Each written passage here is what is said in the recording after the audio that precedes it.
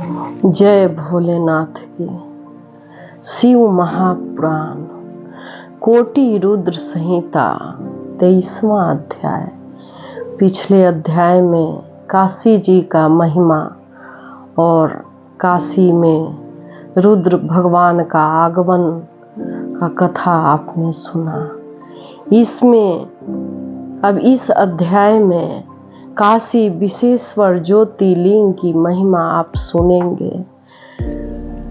काशी विश्वनाथ ज्योतिर्लिंग जो कभी अंत नहीं होगा, काशी का काशी विश्वनाथ ज्योतिर्लिंग मानो भगवान का साक्षात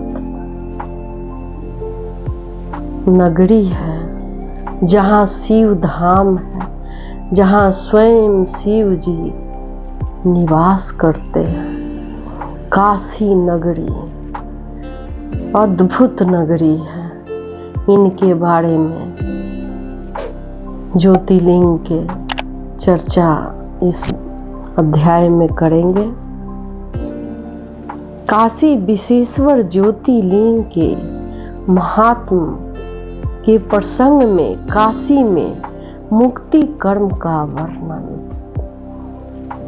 हे प्रभु, हे सूत जी, यदि वाराणसी महापुरी इतनी पवित्र है तो आप उसका एवं अविमुक्त ज्योतिर्लिंग का प्रभाव हम लोग से कहिए। हे मुनीश्वर, मैं संक्षेप में सम्यक रीति से वाराणसी तथा विश्वेश्वर के अति सुंदर महात्म का वर्णन करता हूँ। आप लोग इसे प्रेम पूर्वक सुनिए। किसी समय पार्वती ने बड़ी प्रसन्नता से संसार के हित की कामना से काशी तथा अविमुक्त का महात्म शिव जी से पूछा। पार्वती जी बोली, हे शिव जी, आप लोकहित की कामना से मेरे ऊपर कृपा करके इस क्षेत्र का महात्म पूर्ण रूप से कहने की कृपा करिए। पार्वती माता शंकर भगवान से प्रार्थना करते हैं कि काशी के बारे में पूर्ण रूप से हमें बताएं। देवी का यह वचन सुनकर देवाधिदेव जगत प्रभु ने जीवों के कल्याण के लिए उन भवानी से कहा। परमेश्वर बोले, हे भद्रे, लोक का कल्याण करने वाला तथा सुखदायक शुभ प्रश्न किया है आपने।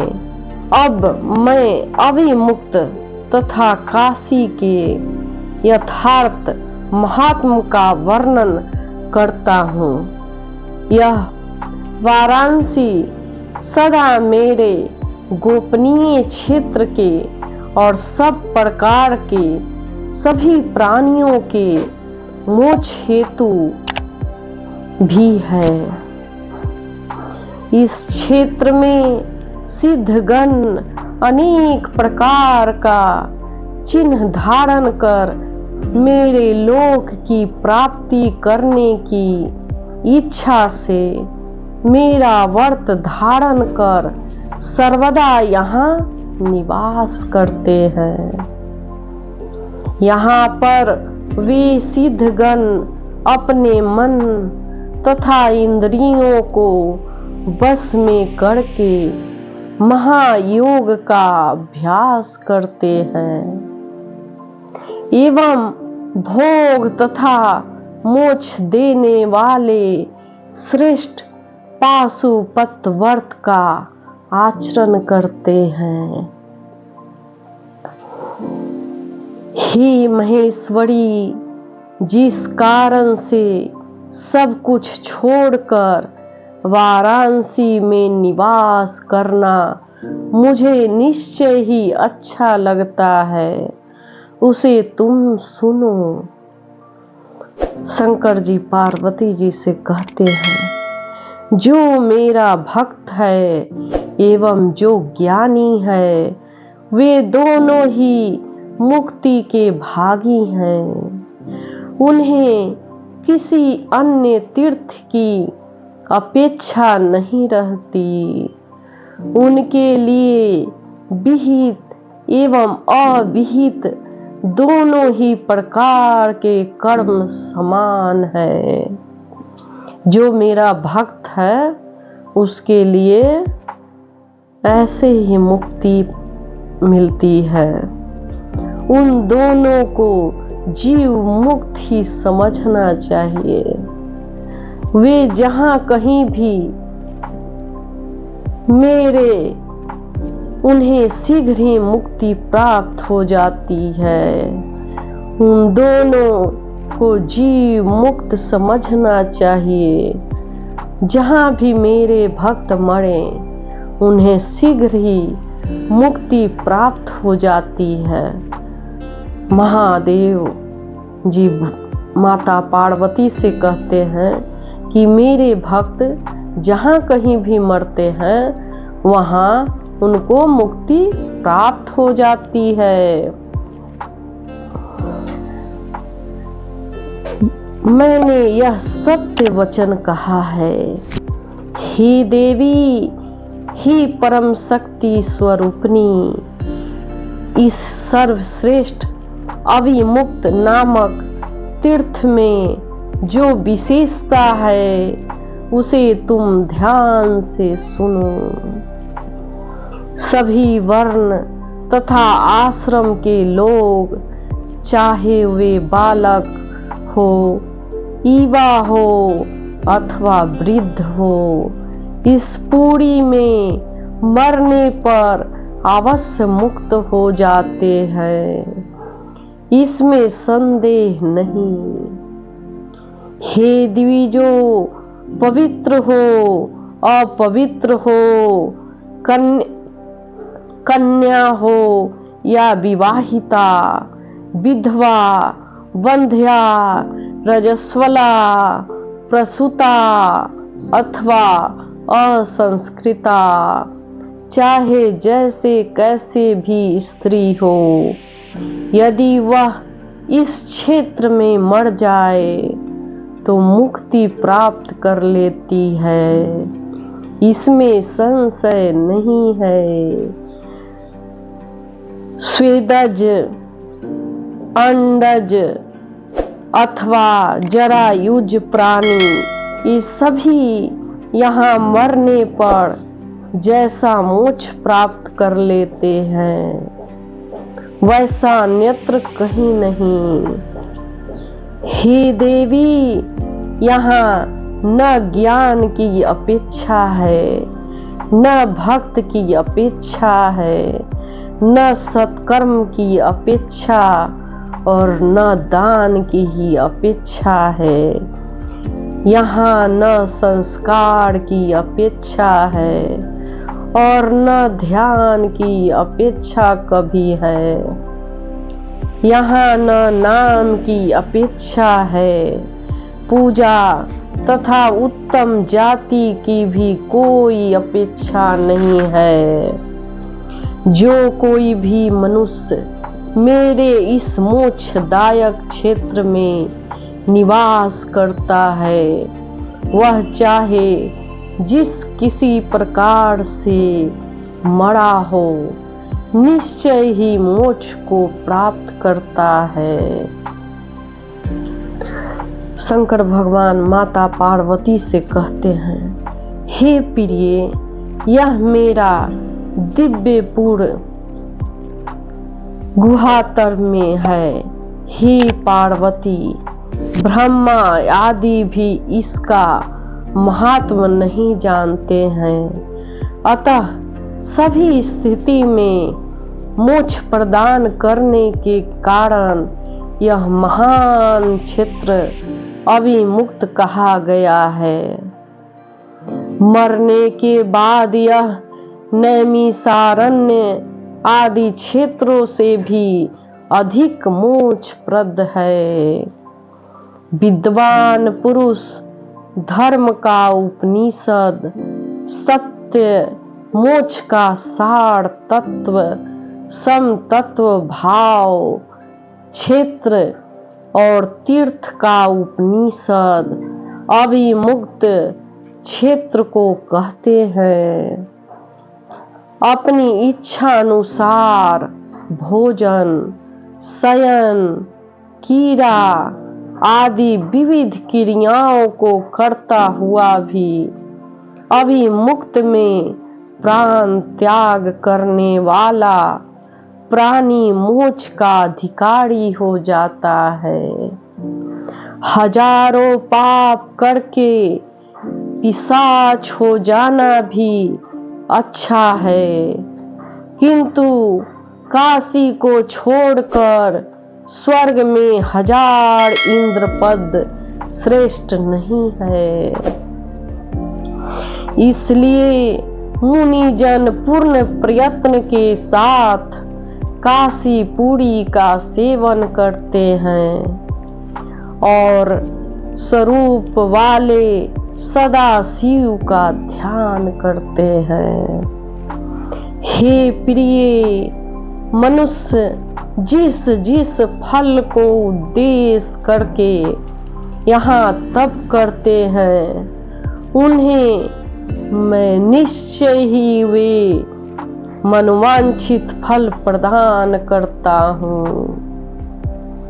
उसके बाद उन्हें अपनी साम्राज्य मुक्ति तथा अभिलषित स्थान देता हूँ। यहाँ शरीर का त्याग करने वाले को कहीं भी कर्म का बंधन नहीं होता है। देवताओं तथा ऋषियों के सहित ब्रह्मा, विष्णु, सूर्य और अन्य सभी महात्मा तथा दूसरे लोग भी यहाँ मेरी उपासना करते हैं।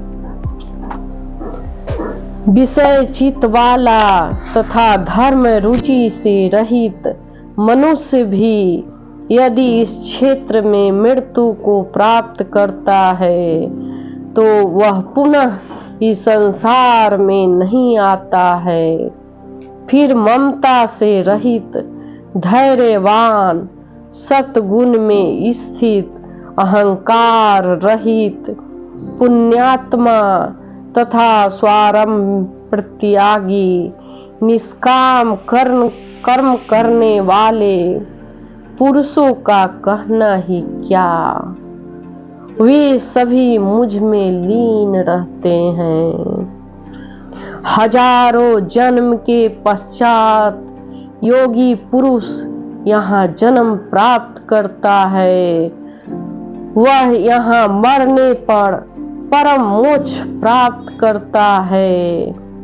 हे पार्वती, यहाँ पर मेरे भक्त ने अनेक लिंग स्थापित किए हैं, जो कामनाओं को पूर्ण करने वाले एवं मोक्ष देने वाले हैं। यह क्षेत्र चारों दिशाओं में सभी और 5 कोस तक फैला हुआ कहा गया है। इसमें कहीं भी मर जाने पर प्राणी को अमृत तत्व की प्राप्ति होती है। जो पाप रहित पुण्यात्मा मनुष्य यहाँ मरता है, वह शीघ्र मोक्ष प्राप्त कर लेता है, और जो पापी मरता है वह पहले काल भ्यू को प्राप्त करता है। फिर वह यातना को भोग कर बाद में मोक्ष प्राप्त करता है। हे सुंदरी, जो इस अभिमुक्त क्षेत्र में पाप करता है वह निश्चित ही 10,000 वर्ष पर्यंत भैरवी यातना प्राप्त करके पाप का फल भोगने के अनंतर मुक्त हो जाता है। इस प्रकार यहाँ पाप करने वाले की जो गति होती है उस सब को मैंने तुमसे कह दिया। इसे जानकर मनुष्य को अभिमुक्त क्षेत्र का विधिवत सेवन करना चाहिए, जो 100 करोड़ कल्पों से भी अपने द्वारा किए गए कर्म का नाश नहीं होता है। किसी किए गए शुभ और अशुभ कर्म का फल जीव को अवश्य भोगना पड़ता है। अशुभ कर्म निश्चय ही नरक के लिए होता है, शुभ कर्म स्वर्ग के लिए होता है। शुभ अशुभ दोनों कर्मों से मनुष्य लोक में जन्म कहा गया है। हे पार्वती, शुभाशुभ कर्म के न्यूनधिक्य से उत्तम तथा अधम शरीर प्राप्त होते हैं, किंतु जब दोनों का क्षय हो जाता है तब मुक्ति होती है। यह सत्य है। हे महेश्वरी, कर्म कांड में संचित प्रारब्ध एवं क्रियमान 3 प्रकार के कर्म बताए गए हैं जो बंधन में डालने वाले हैं। पूर्व जन्म में किए गए कर्म को संचित कहा गया है और जिसका इस शरीर से भोग किया जा रहा है वह प्रारब्ध कहा गया है। हे देवेशी, जो इस जन्म में शुभाशुभ कर्म इस समय किया जा रहा है उसे विद्वजन क्रियमान कहते हैं। प्रारब्ध कर्म का नाश केवल उसके भोग से ही होता है, इसके अतिरिक्त कोई उपाय नहीं है। संचित और क्रियमान इन दोनों कर्मों का नाश पूजन आदि उपाय से होता है। संपूर्ण कर्मों का नाश काशी पूरी के अतिरिक्त अन्यत्र नहीं होता है। सभी तीर्थ सुलभ हैं, किंतु काशी पूरी अति दुर्लभ है।